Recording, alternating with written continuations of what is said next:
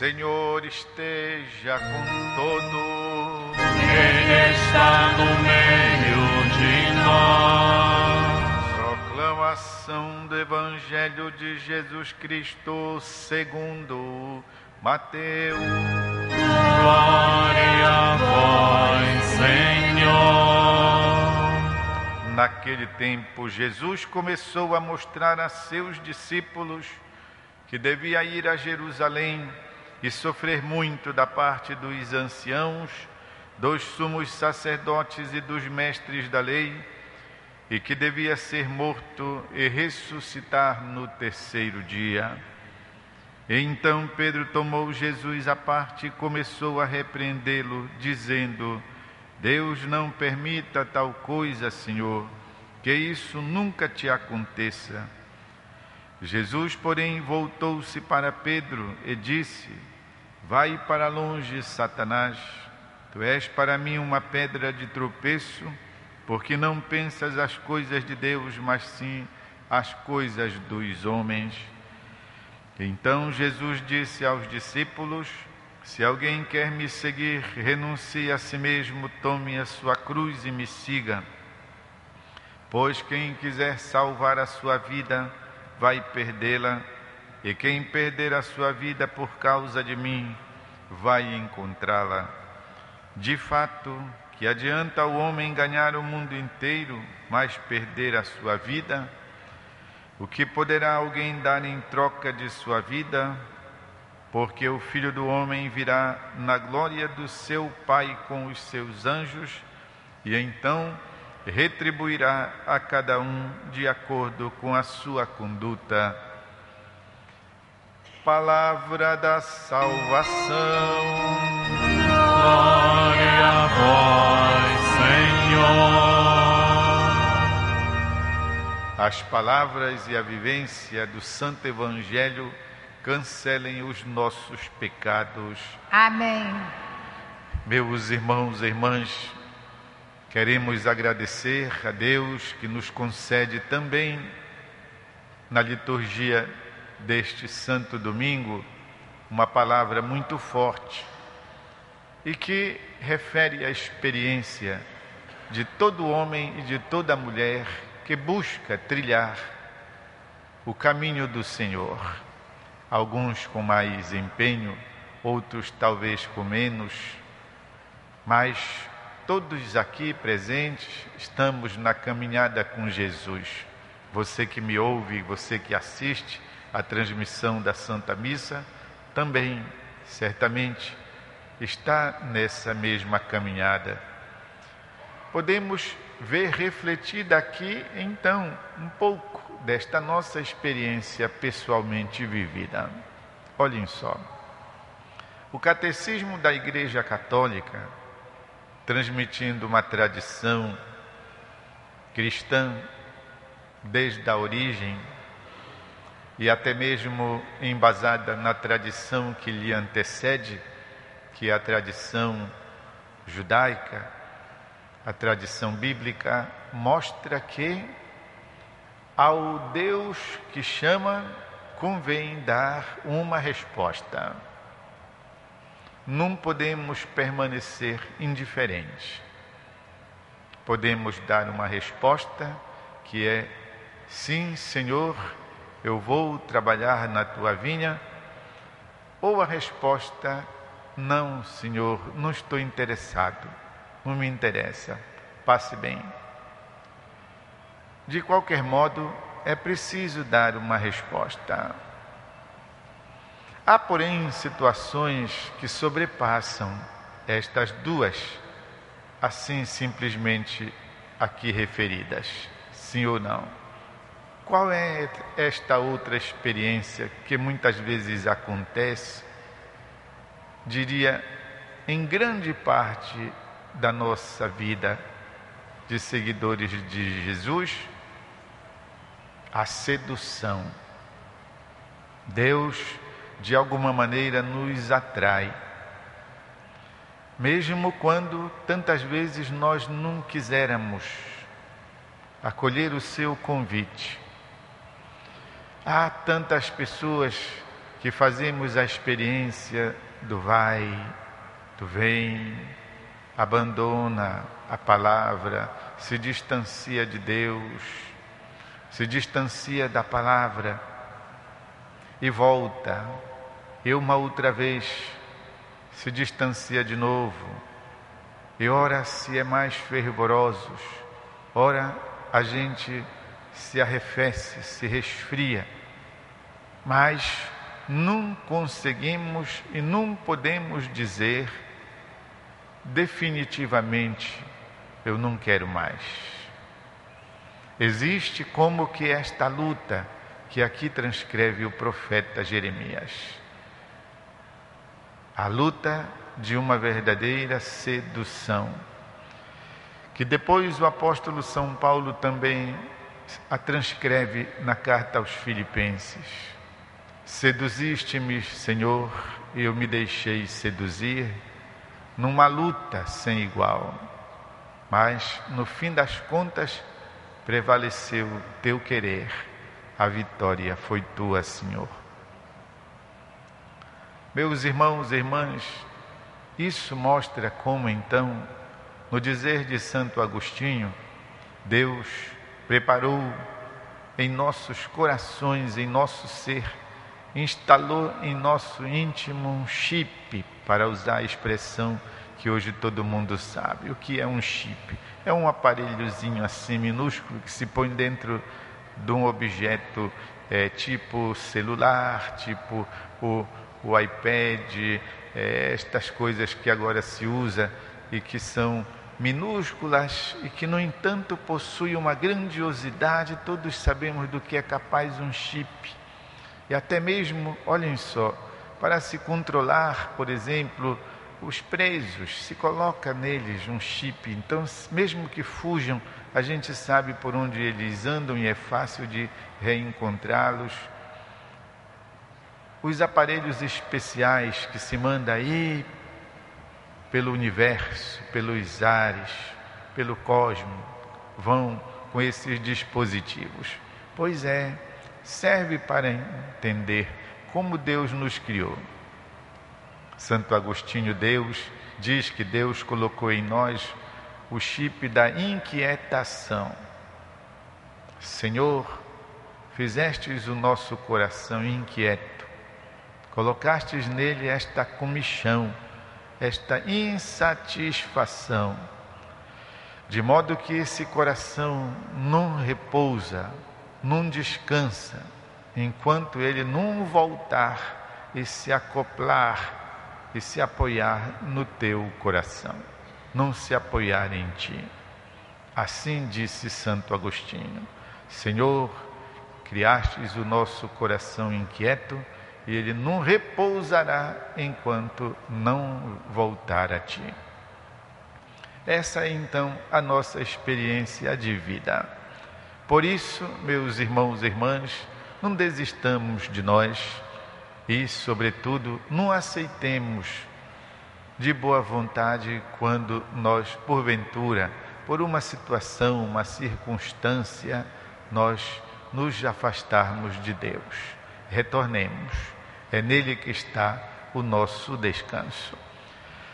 Mas nesta experiência de relacionamento com Deus, ora mais forte, ora mais intensa, ora ao invés mais morna, acontece também uma outra experiência e que vocês vão me ajudar a explicar.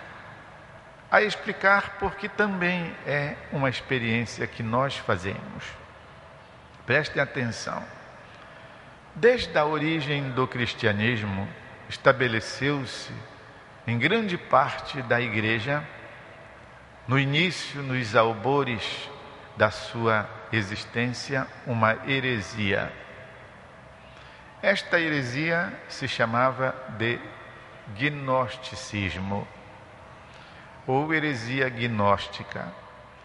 Gnóstico ou gnosticismo é uma palavra que se forma de uma palavra grega, gnose, quer dizer conhecimento. Assim, A salvação nos vem em linha direta de Deus e nos vem através de um conhecimento que nós temos do mistério, um conhecimento que nos é dado e pelo qual nos vem a salvação. De modo que o importante é nos apossarmos desse conhecimento, desta realidade que Deus dá e que vem diretamente dele, quase caindo de paraquedas lá do céu, se estabelece em nós e nós então já estamos salvos. Qual era o problema desta heresia? Vocês vão dizer, mas de fato, Padre Ramos, a salvação não vem do céu?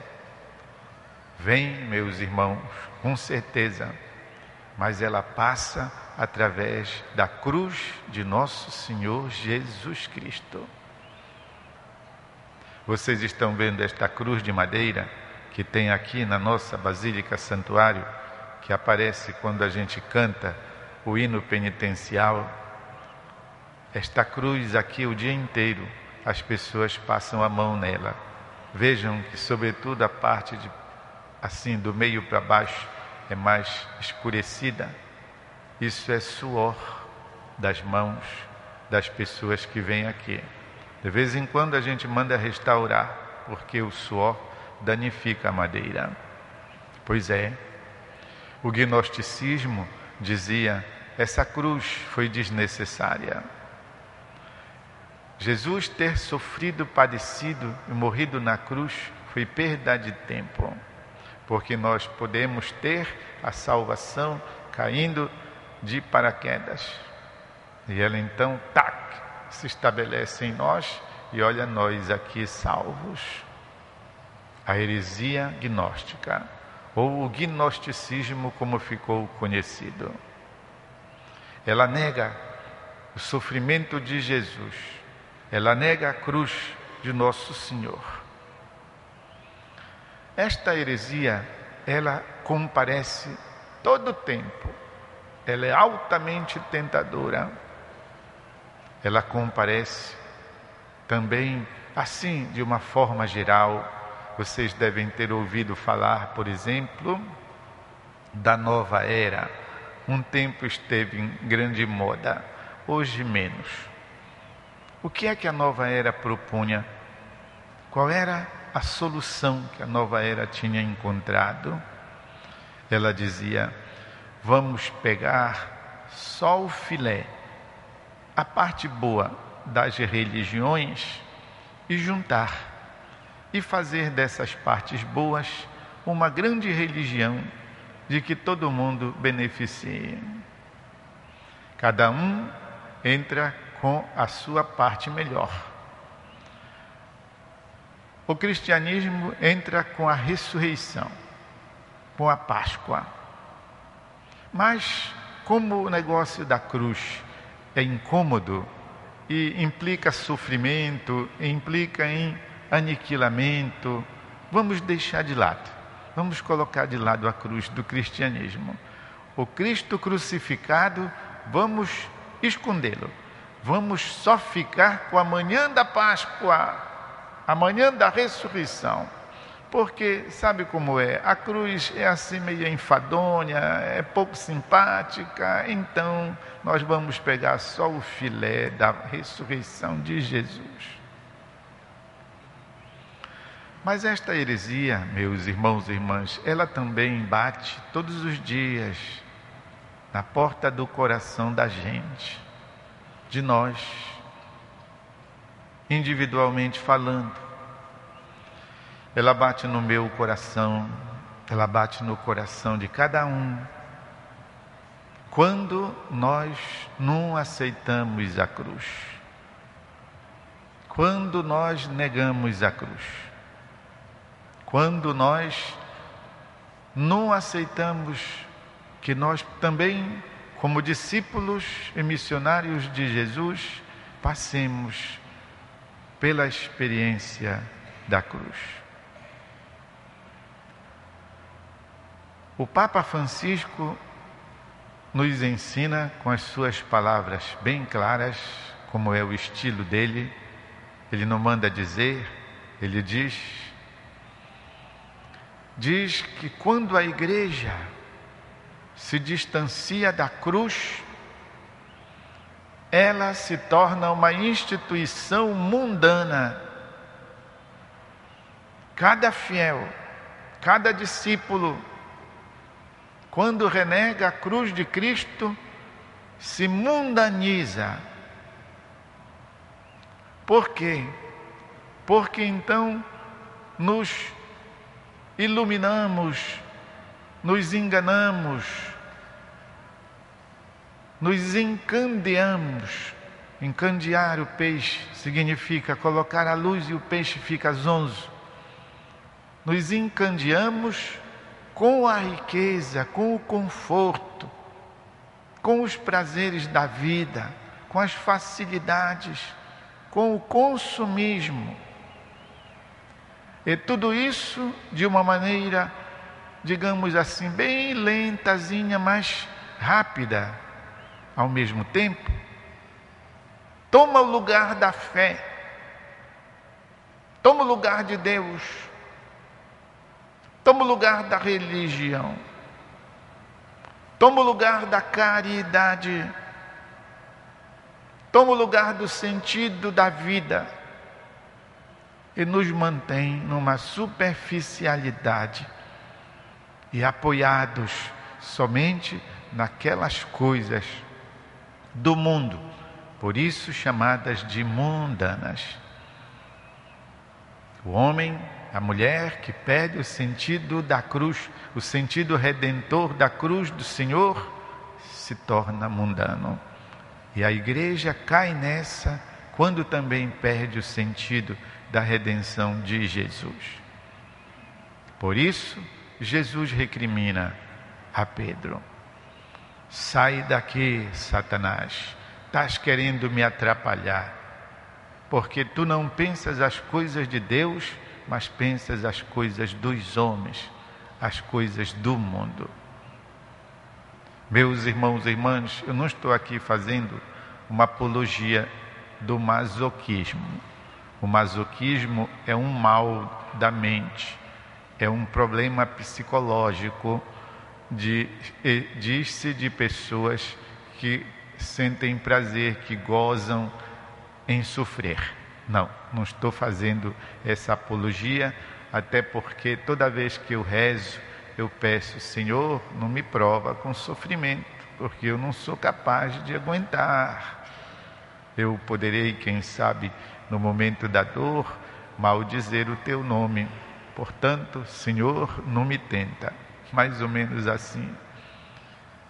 Ou seja, não estou defendendo a dor pela dor, mas estou dizendo, e isso eu peço também para mim, que possamos saber suportar a medida daquelas provações pelas quais certamente, como pecadores, temos que passar. E para podermos, assim, purificando-nos, conhecer a Deus, ver a Deus, encontrarmos-nos com Deus, e que Deus se estabeleça como tudo em todos, conforme é a palavra de Jesus. Ao mesmo tempo em que vivemos com maior realismo, com maior realidade a nossa existência, porque, como na promessa de casamento, a vida também não é só alegria, não é só saúde, tem também os momentos das tristezas e da doença, e certamente a experiência universal da morte. Mas, sobre tudo isso, triunfe o Senhor, aí sim, superadas estas experiências, triunfe o Senhor ressuscitado. Vamos fazer um instante de silêncio, porque tudo isso é muito forte, é muito profundo, de modo que alguma coisa fique em nós nesta catequese dominical do 21º, 22º domingo do tempo comum.